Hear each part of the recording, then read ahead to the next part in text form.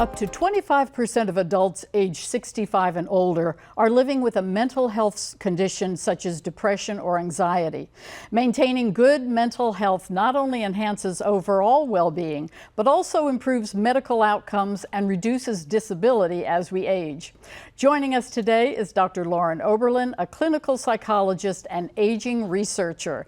And Dr. Oberlin, oh my gosh, this is a subject we could talk for hours about. It certainly and is. You're certainly researching how aging affects our mental health and vice versa. So kind of just a brief overview as we age, what happens to us?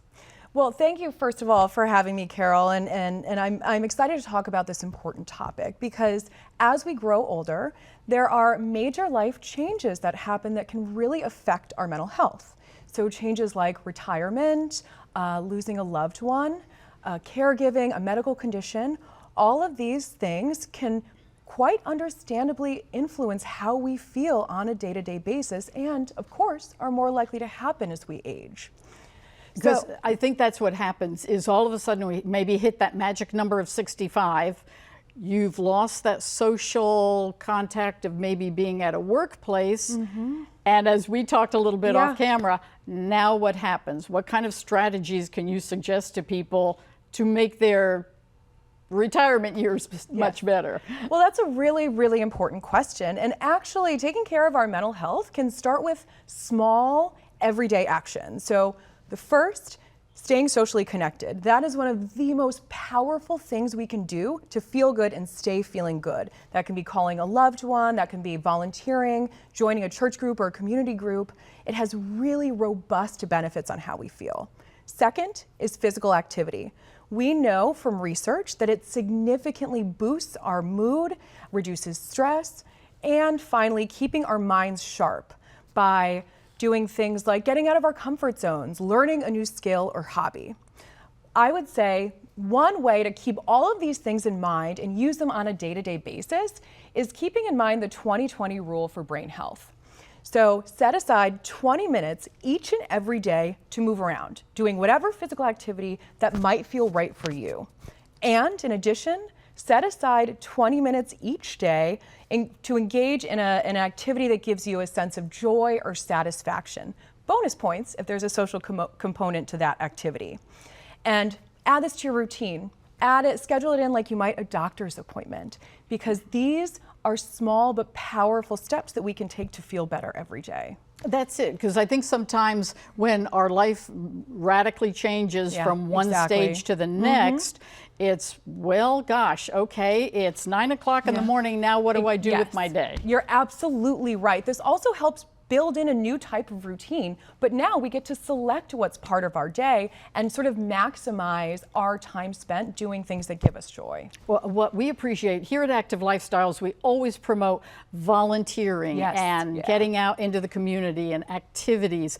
And maybe we see a loved one, maybe a parent or a spouse or a neighbor or a friend, and they're showing that you know, drawing back, and we can see kind of that darkness coming over them. How can we help them?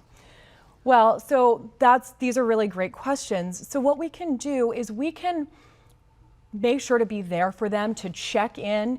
You're never bothering a loved one or a friend. If you feel like something's off, just say, hey, how are you feeling today? Or how are things going? Or do you just want to go for a walk if you don't want to talk about it?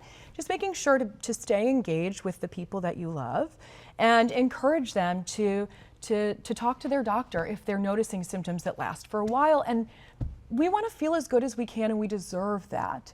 So talking to our doctor and getting help can really get us to that endpoint. And bringing up that concept of the doctor, because we touched on that, mental health certainly is right there with physical health, and how if someone is having depression, anxiety, how that affects them physically. Yes, yes.